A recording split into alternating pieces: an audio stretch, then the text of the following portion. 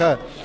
तो कायदे आजम मेरे आइकॉन हैं, मेरे आइडियल हैं, वो रोल मॉडल लीडर हैं जिन्होंने बड़ी ईमानदार पॉलिटिक्स की, बड़ी क्लियर पॉलिटिक्स। आज जब हम पॉलिटिक्स की बात करते हैं तो करप्शन और पॉलिटिक्स ये सिनोनिमस बन गए हैं, इनका एक ही मतलब होता है। एक ईमानदारी में रहते हुए और जिस अंदाज से उन्होंने अंग्रेजों और हिंदू गलबे वाली कांग्रेस से मुसलमानों को निजात दिलाई, पाकिस्तान क्रिएट किया, मैं समझता हूं कि यही मार्वल है। जब जिसको हम मुअज्जज़ा कहते हैं, अगर मुअज्जज़ा कहना है पॉलिटिकल फील्ड में तो उनका ये मुअज्जज़ा है। और मैं यही मैसेज देना चाहूंगा कि बहुत बार जो चीज आसानी से मिल जाती है उसकी हमें कदर नहीं होती।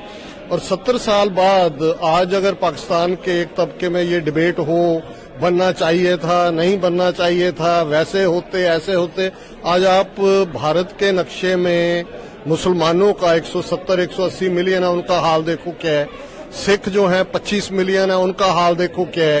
क्रिश्चियंस 30 मिलियन है, उनका हाल क्या है। अगर पाकिस्तान ना होता तो यही हाल जो आज पाकिस्तान या इवन बांग्लादेश भी बन गया उनके मुसलमानों का भी होता। सो मैं समझता हूं कि ये एक बड़ी मेहनत से और एक विजन के साथ कायदे आजम का तोहफा है मुसलमान कौम को। इसको महफूज रखें, पैट्रियाटिक बने, इसकी हिफाजत करें।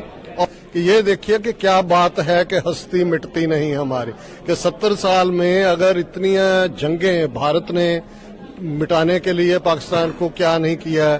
सोवियत यूनियन 1979 से 1991 तक वहां रहा, नेटो ने 10-12 साल में वहां क्या किया है, और आज भारत और दूसरी एजेंसीज वहां क्या कर रही हैं। इसके बावजूद अगर पाकिस्तान थ्राइविंग है, न्यूक्लियर है, रिलेटिवली इंडिया से प्रॉस्पेरस भी है।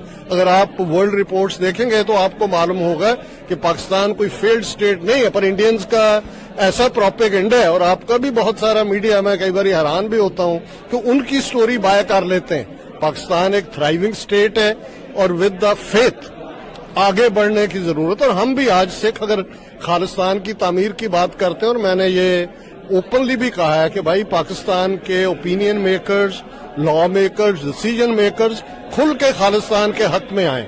अगर इंडिया शरारत कर रहा है, कभी बलूचिस्तान का इशू, कभी गिलगित का, कभी आजाद कश्मीर का, तो सिखों के तो 174 ऐतिहासिक गुरुद्वारे हैं, वहां सिख कम्युनिटी है पाकिस्तान में, हमारी तहजीबी कॉमननेस है। सो पाकिस्तान को भी ये जो जैसे पंजाबी में कहते हैं कि जी कुंड कट के गल ना करो, कुंड चुक के गल करो, कि now Pakistani leadership should come out openly